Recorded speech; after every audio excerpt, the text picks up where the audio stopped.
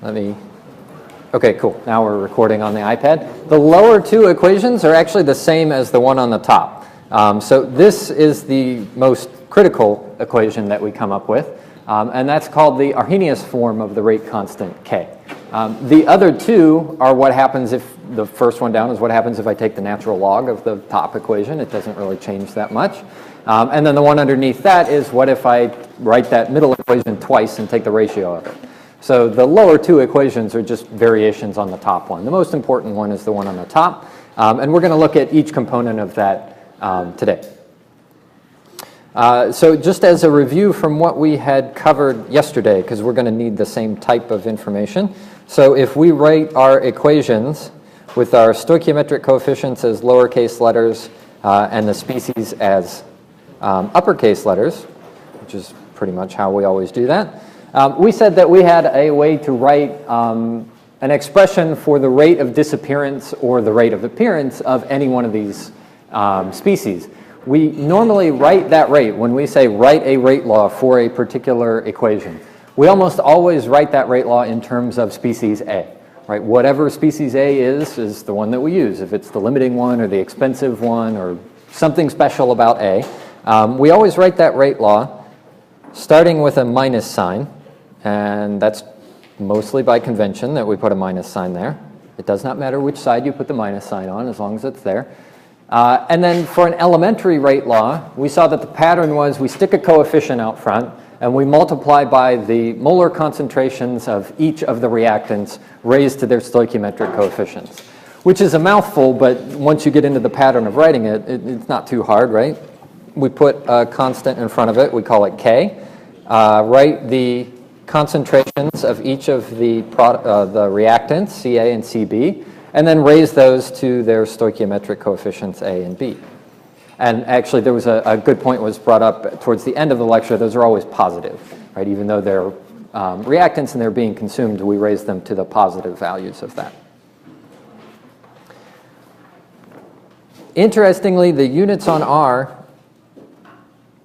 and I mean, when I say that's interesting, that should give you an idea of what I find interesting. Units are interesting. They're always the same. They can vary a little bit, you know, in terms of the prefixes and the suffix or prefixes that you use on units, but they always have the same set of units on them, and they have to match dCA dt, right? Because we actually set that equation equal to each other. It's not just that the units match. dCA dt is equal to the rate of consumption of A, or generation of A if A happens to be consumed. And so both of these terms always have to have units of amount, usually a mole, per volume time. So typically we see things like moles per liter per second or kilomoles per cubic meter per hour, something like that. But it always has to have those particular units, and that's just as a consequence of the material balance. Yeah? So for concentration, are we typically going to use molarity or? Always. Okay. Yep. So the other version of concentration is like a mole fraction or a mass fraction. If I ever use the word concentration, I'm always talking about molarity. Okay. I think, is molarity technically moles per liter? Yeah. Okay, so it doesn't have to be molarity. It could be moles per cubic meter.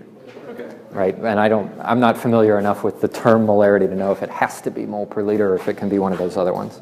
But it will always be amount per volume. Are you all now discussing? See, aren't units fun? Now you're all discussing, like, oh, I don't know what moles per liter is, really. Yeah, I know, right? I heard a sarcastic, oh. All right, so once we get to this point, right, those units are fixed. Those units always have to look like that just to make the material balance work. We're keeping track of how many moles show up in one place or another. If, however, we have a different equation, let's say it's A goes to B, or C, or whatever, then we would still write this rate law for A, if it's elementary, as K times each of the concentrations of the reactants, so C sub A, raised to their stoichiometric coefficients. This still has to have the same units on it. So this still has to have units of amount per volume per time. What changed?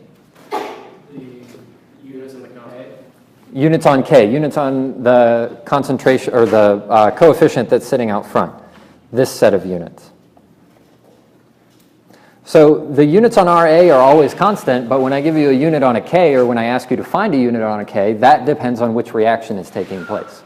And it will vary depending on what's called the order of the reaction. So the order of the reaction is called N, and I'm just going to squiggle it over here. N is the order, and it's just the sum of the reactants. I'm going to leave it. Stoichiometric coefficients, but again, they're absolute values. So again, this is sort of like writing down an elementary rate law. It's kind of a mouthful to write all that down, except when you actually write the thing down, you're just summing up these values, right? So it's A plus B. So in this case, well, actually, we're going to do a couple of examples in a minute. But you're just summing up what those two exponents are. That's what's called the order of the reaction. So the way that I wrote the equation up at the top, oh, I guess I can't tell you what that order is because we don't know what A and B are. Let me give you a couple of examples of the most common orders that we see. So a zero order will look something like minus R sub A is equal to K. Right? There is no dependence on concentration. It just occurs at a particular rate.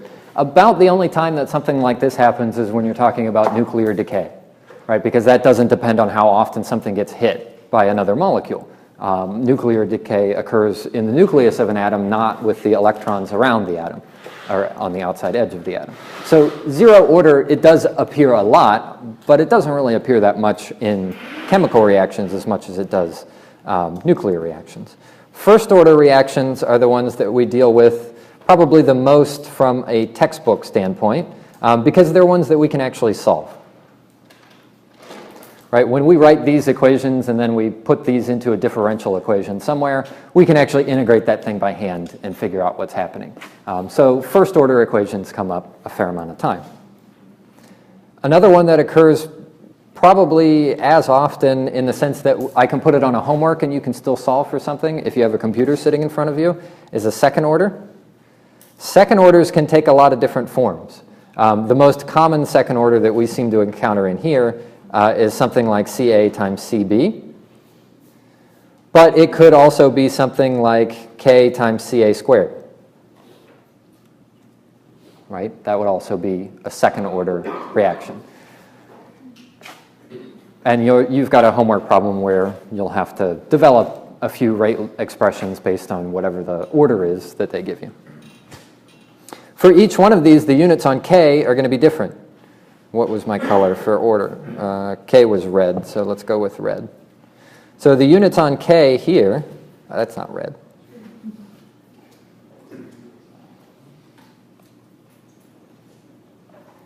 The units on K here just have to match whatever the units are on the rate. So in this case, they're going to be moles per liter. I'm going to just use mole liter second here because it's a little easier to write than amount, volume, time. But it could be kilomoles per cubic meter or kilomoles per cubic foot or whatever it is that you want. We try to use SI as often as we can in this class, but sometimes standard units come up. So that's for this one. The units for a first order are going to be something like inverse time. Right, you've got a mole per liter per time on the left. Concentration always has units of moles per liter. Those two are going to cancel out, and you'll be left with an inverse time. The units on K for a second order, any ideas? Liter mole second, somebody else said it over there. Right, so there's not, we're not, splitting the atom or something over here with the complications that we've got. Just keep in mind the units on K get adjusted to be whatever they need to be to make sure that when you multiply all those concentrations together, they look like the same units of R sub A. There's no trick to that. There's no real, I don't know, I wouldn't want to call it science. It's units. Units are wonderful, by the way. I was just writing a lecture for next Friday for this class, and the only reason I found my mistake was because I got all done and I checked my units and there was a problem. Don't underestimate the value of units. They are great. That's why I love thinking about units. Anyway, these are all elementary reactions. Right? Everything that we've done up until this point are all what we called elementary reactions.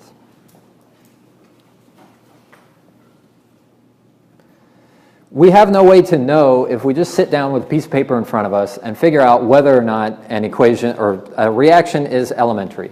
The way that we would normally say that if we had to write that down is we don't know if the reaction rate follows an elementary rate law. Elementary rate laws being that, which is to say if I go out and I run an experiment, I have no way ahead of time to know which one of those is going to best represent the data. There's no way to know that without actually running an experiment. There are many, many reactions that do not follow elementary forms. So if you've ever been, has anybody taken a, well, probably not. Who's interested in biology? Who likes to breathe? Yeah, we all do. So if you go over into biology, they have a very common form of a rate law that happens when you have some sort of an organism that's feeding on like sugar or something like that. And the rate law that they use very often looks like R sub A is equal to V max, suddenly we're talking about velocities, times the concentration of a substrate, so S it means substrate, over this other value of K. That's supposed to be a capital K. A capital K is kind of like a capital theta. It's hard for me to write it and make sure that it's a capital K. So I put those little caps on the end to let you know it's a capital K. So this other parameter, capital K, plus C sub S. Right? And Vmax and K sub M are both constants. But this is what we would normally call a non-elementary rate law. And again, there is a way to produce that based on assuming a mechanism. Like I think the organism grabs the substrate and then the substrate splits and then it reacts and then it diffuses back into the solution.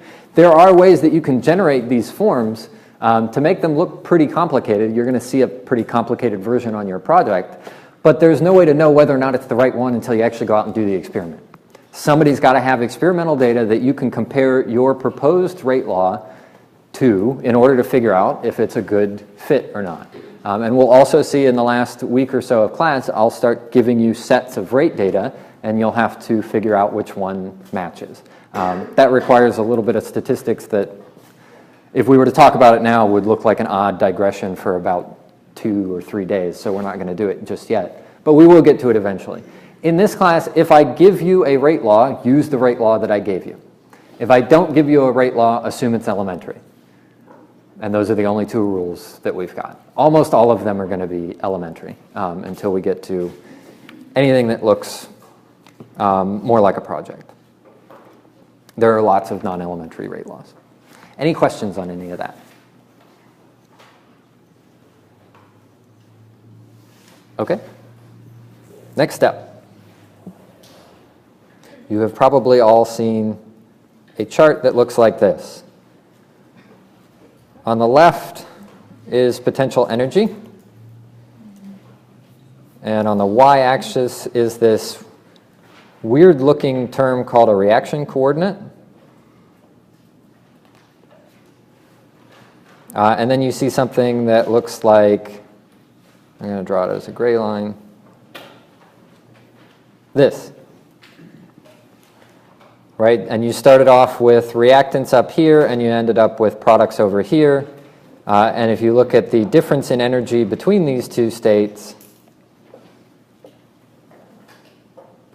this is what? Delta. Is either delta G or delta H? One of the deltas. Somebody else said delta what? It is, yeah, delta. Yeah, that's true, energy. This is the delta H of the reaction.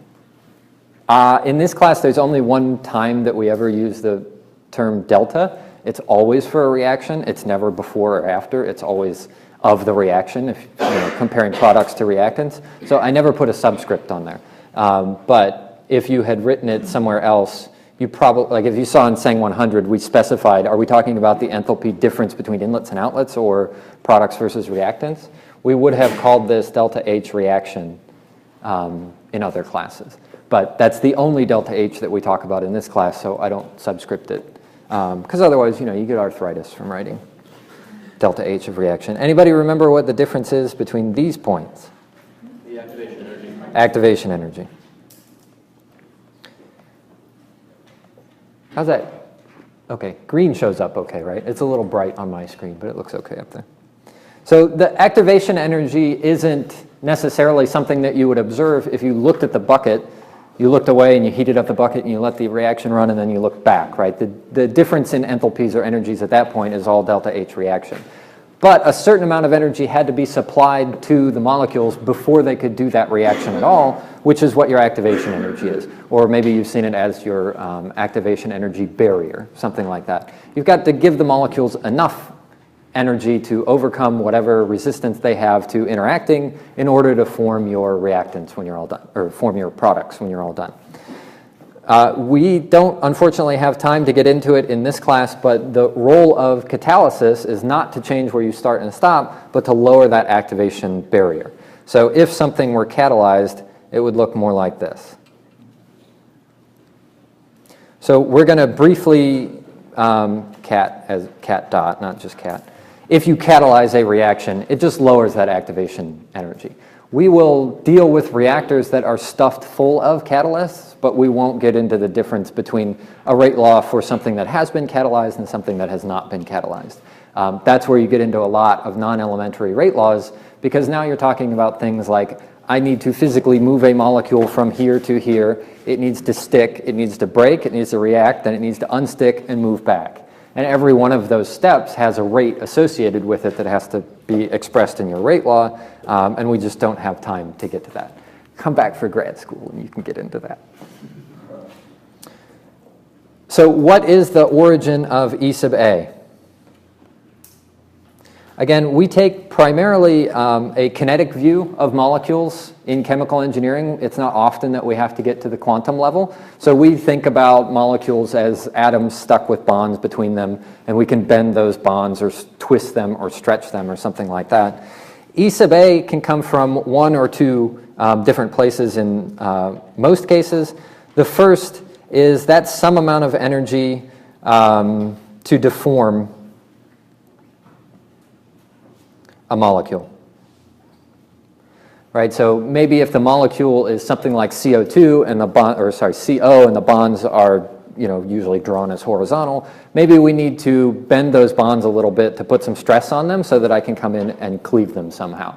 Or maybe I need to, twist them somehow so that they just spontaneously fly apart. That's one source of why we need some sort of energy of activation. We have to bend up the molecule until it wants to react. The other source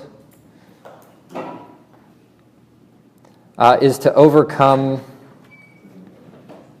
repulsion.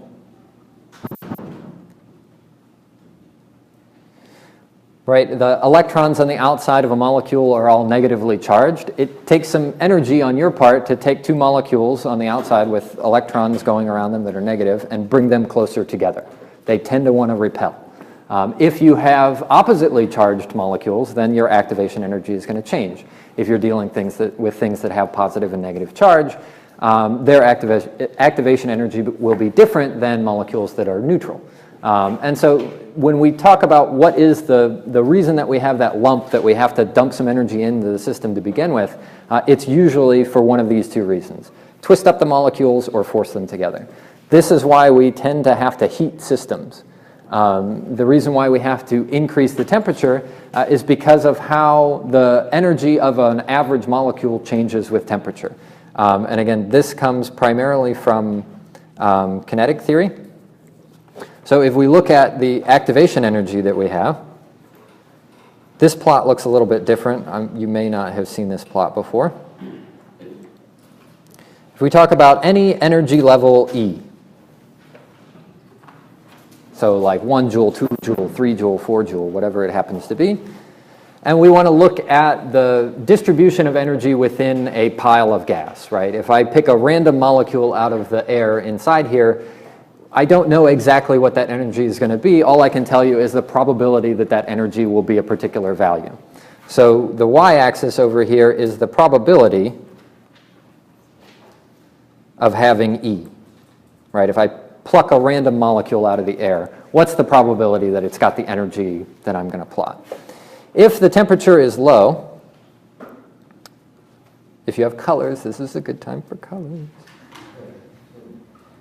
then it looks kind of like this, right? A long tail. Most of the energy of the molecules is focused on this fairly low region over here, so this is T low. And if we imagine that we need a certain amount of energy for things to react, right? So we'll imagine E sub A is here. The only molecules of the entire distribution in all of this, I don't know, what is this, maybe 10 meters by, no, that's not 10 meters. A few meters by a few meters by a few meters. Of all the molecules in this entire room, only a small fraction of them have enough energy to overcome any kind of an activation energy barrier. So only these molecules out here would be the ones that have enough energy to react. So why do we increase the temperature of something?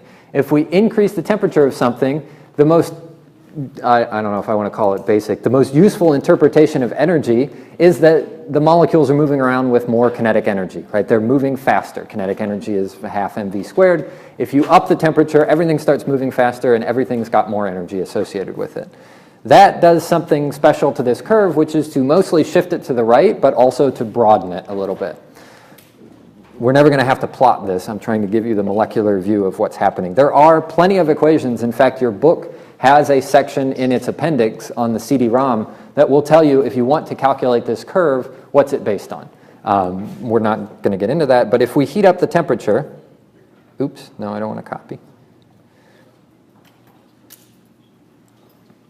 Then it might look something like this, right? It got all smushed out. So this is T high.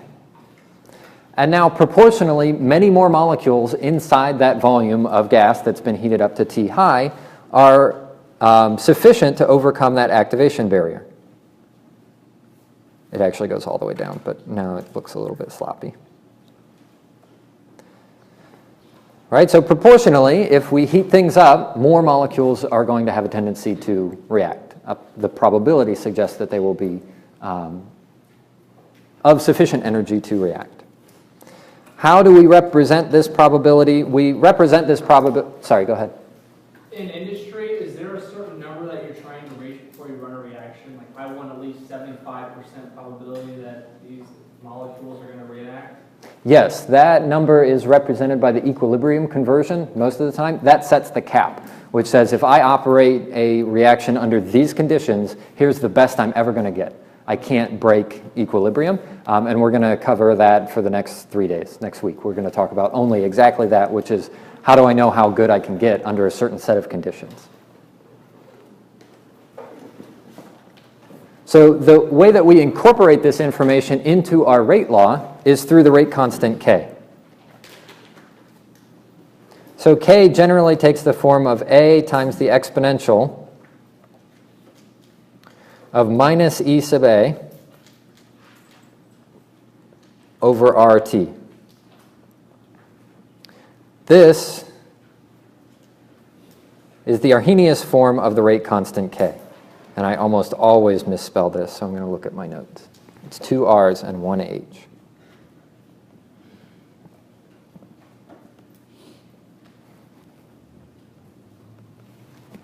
That's the Arrhenius form of the rate constant. It has 2 parameters.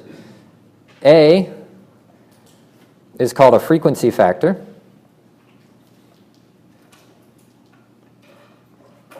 And E sub A that we already saw before is usually called an activation energy. What are the units on T? Kelvins or? Not Celsius. Not Fahrenheit. Rankine. Or in general, always of what temperature scale? one of the absolute scales. The temperatures that we deal with are always going to be on the absolute scales. If you're given a temperature not on an absolute scale, before you even start the problem, switch it over to one of the absolute scales. We always work on absolute scales. Things go funny if you start putting negative numbers in for temperatures. Right, the A and the E sub A are parameters that either you can determine experimentally. So one of your homework problems is going to give you a set of rate data, and then you have to figure out what A and E sub A are. But generally, they have to be given to you in one way or another. They're not values that you can calculate based on, some clever combination of enthalpies of formation or something like that. They just have to be numbers that are going to be given to you. The units on E sub A can be almost anything you want as long as they're canceled out by R and T. Remember, anytime you take an exponential or a log of a number, the units on that term are always dimensionless. Sorry, not that whole thing, just the inside of the exponential. Right? If you do that math and you find out that those have a unit of something other than dimensionless units, you need to check your units again. So, most of the time it'll be something like activation energy is joule per mole per Kelvin. So you dump 8.314 in there for R and you multiply it by T. Another common form instead of joules per mole or kilojoules per mole is calories per mole or kilocalories per mole, and you'll just have to look up the other value of R in order to do that. I will always, if it's on an exam or something, I will give you the right value of R because I'm not really worried about your ability to do unit conversions on an exam. But you might have to do it on a homework if the units aren't consistent. So you'll just have to check your units. What are the units of A? The same as the units on K. Same on the units of K, which means I can't tell you what the units on A are. It depends on what your reaction looks like. Because remember, the units on K vary with the order of your reaction. So the units of A are whatever the units of K are, which depends on your reaction. A nice form of, or a nice consequence of the Arrhenius form is that it's only dependent on temperature, which means if you can figure out K at one temperature, you can use that to figure out K at any other temperature. The way that you can do that is by one of the equations that I showed you at the beginning. If you take the log of both sides of this term and then take the ratio of two of them, you'll come up with a nice relationship, or you don't have to take the logs right away. If you take the ratio of any two Ks, K2 over K1, that's AE to the minus EA over RT2. And AE to the minus EA over RT1. So A and E sub A are constants. They're not dependent on, well, actually, A technically does change with temperature, but not to any extent that we're going to worry about it here. So the A's will end up canceling, and you'll get a very useful form that you'll see a lot. Natural log K2 over K1, 1, is equal to minus E sub A over R times 1 over T2 minus 1 over T1. Right, that's a helpful form, especially when we get into thermal effects in 2 weeks. Right, if the temperature of the reactor is changing, the rate will also be changing, and the rate constant will therefore, well, the rate constant will be changing as a function of temperature according to that relationship. So if there are thermal effects to be considered in your reactor, I only need to give you K and E sub A at a particular temperature, and then you can dump that into this equation and calculate K at any other temperature that you happen to want. And we're going to have to do that a lot when we deal with thermal effects because it's going to change. Another convenient form, if you take the natural log of both sides of the Arrhenius form for K, and you plot it against 1 over T, you will get a straight line. That's particularly useful because we can perform linear regression on things that are supposed to be straight lines and get useful parameters out of them. So normally you would see something like some experimental data that looks like this, and you can put a, it's harder to draw a straight line than I thought. Put a straight line through it like this, and the slope of that straight line is equal to minus E sub A over R.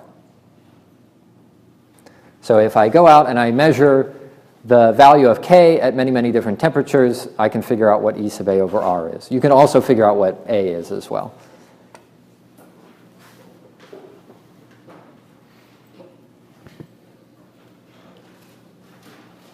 This, I guess just to write you the expression next to it, if you take the natural log of both sides, you get natural log of K is equal to natural log of A plus E sub A over R times 1 over T.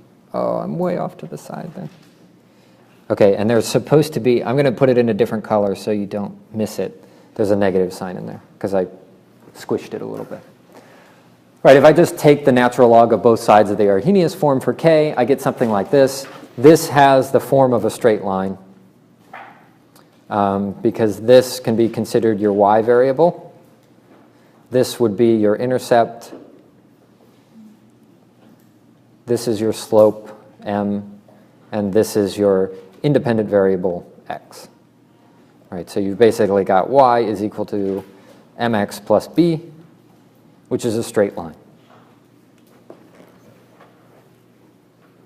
So those are all convenient, I guess you could call it, extrapolations or convenient consequences of the fact that we use this Arrhenius form down here at the bottom to represent the rate constant K.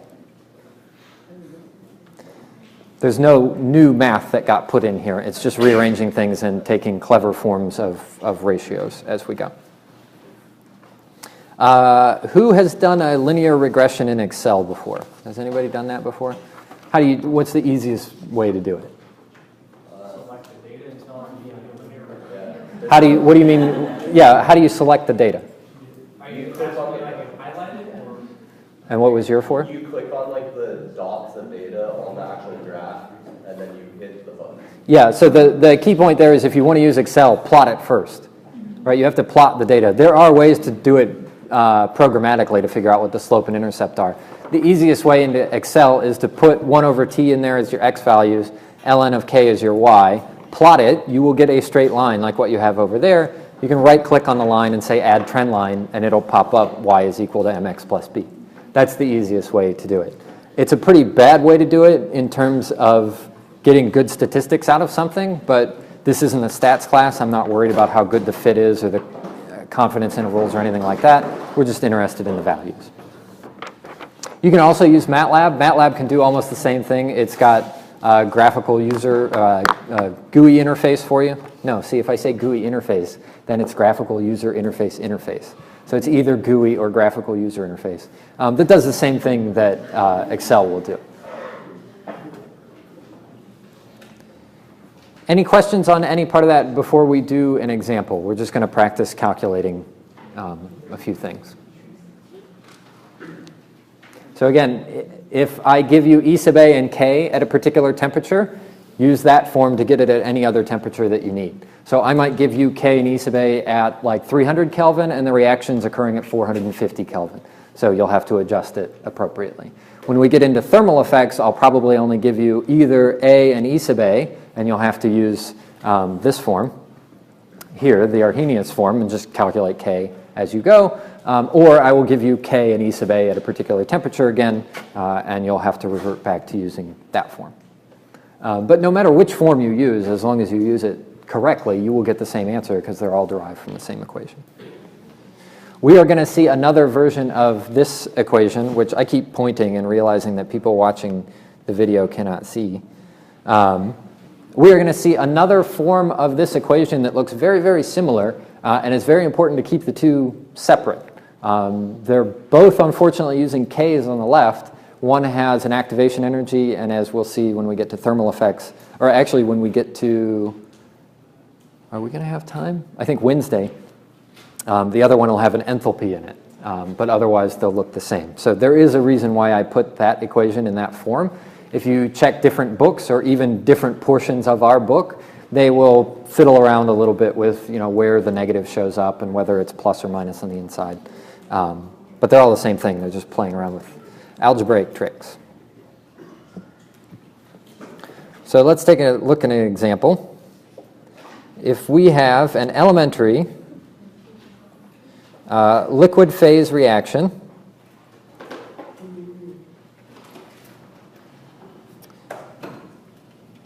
of simply A goes to B. And initially, C sub A naught is equal to 1 mole per liter. Why 1 mole per liter? Because it makes the math easier. And of course, at this point, all of our reactions are going to be taking place in constant volume batch reactors. So this is in a constant volume batch reactor. And if I give you the additional information, K is equal to 0.01. What are the units of K if this is an elementary reaction? In this case, it would just be inverse or moles per second. Or inverse seconds. Inverse seconds, or generally inverse time. You might see inverse minutes or inverse hours. But yeah, some form of inverse time. And that is going to be its value at 298 K.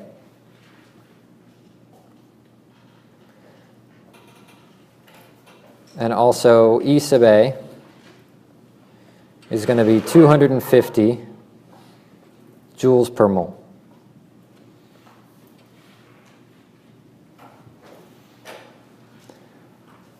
So a common set of, I mean, at this point it might just be a homework problem, but when we get to more advanced portions of the class or more advanced homeworks, you'll just have to know to do these calculations quickly because they're going to be part and parcel to the problem. What if we wanted to calculate the value of K at 400 K?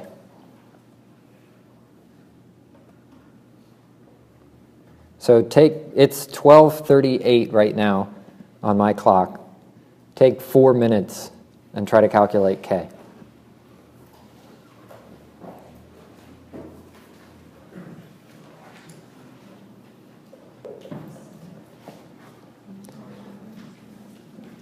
All right, who got K is 0.026? One hand goes up. So stepping backwards a second, what's your name? Leo. Leo? Yeah. Leo asked a question earlier, which is, what are the units on R? And I said the most appropriate units. So why was I such a jerk to Leo answering this question, other than I have tenure? You're given the information to know what kind of units you need to use. Right, so the units on R could be almost anything you want, except that when I look at this particular form of the equation, I know this has to be dimensionless, just in the same way that this has to be dimensionless. Which means if I give you a unit on E sub A, that's probably going to be the units that you want to use on R. Right? So here it was joules per mole, so you would probably use 8.314 joules per mole per Kelvin. But if I give you an E sub A as kilocalories per mole, then maybe your units of R will change. So I didn't do it just to be a jerk. It may have came out like a jerk, but it was for educational purposes, and that makes it okay. So when you, again, check your units, because very often it's not just in the homework problems I dump a unit mixture in there and make you solve it for fun. The units typically don't work if you're looking at a published paper or data from handbooks or something like that. The units aren't going to match up, or at least very rarely will the units match up. So we have to be careful about figuring out which units are appropriate. So I'm going to use this form, that form of the equation. How can I at least immediately check whether or not qualitatively that K makes sense? Did you forget to take an increment of that and multiply by K1? Because Maybe. I don't know, did I? Let's find out. So the way that we would have figured this out would be take natural log. We're interested in a new K, right? So we're going to put a K2 over K1. What's K1?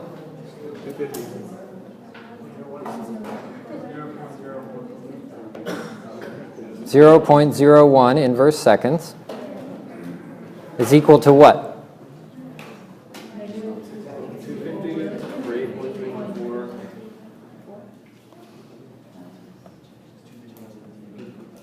Over 8.314 times what? 1 over 400 minus 1 over 298.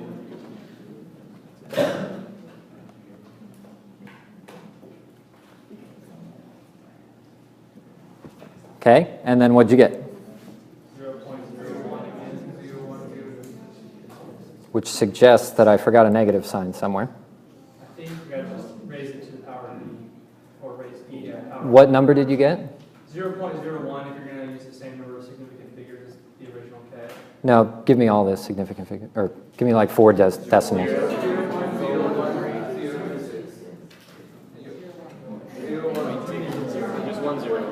Just 1 0. Hold on. One person raised their hand. What did you get? 0.01026.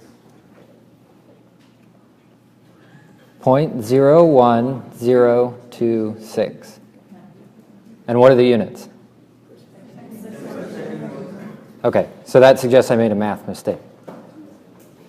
But is this qualitatively correct?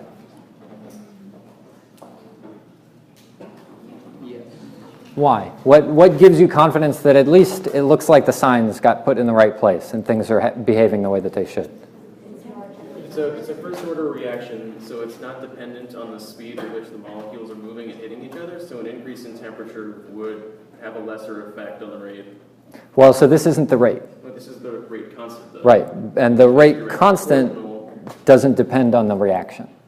Okay. It only depends on the activation energy and the frequency factor. Think about this plot. Generally, would you expect the rate to go up or down if I increase the temperature? Probably up, right? Generally, if things are moving around a little bit faster, the probability of them having any particular energy is going to be higher, and the probability of that energy being higher than the activation energy is also going to be higher. Generally, more molecules will be moving around with enough energy to react. So if I increase the temperature, I would expect K to go up or down? Up, right? Generally, if things get hotter, they're moving around faster, and we would expect that area under the red curve to be bigger than the area under the blue curve. So if I look at my original K was 0.01. That was at 298. If I increase the temperature up to 400, conceptually I would at least expect K to get a little bit bigger. Did it get a little bit bigger? A little bit bigger. This is part of the reason why a lot of reactions tend to occur at very high temperatures. It's an exponential relationship between the two, so you really got to crank up the temperature. Once you get high enough, then you can get very large gains in K, G-I-N-Z, in K. But generally, if you're at low temperatures, he got it, he's giggling. Don't worry, it's all recorded, you can listen to me later. We would expect it to go up a little bit if we heat things up. We would expect it to go down a little bit if we cool things down. As we're going to see, this is the end of the example, by the way.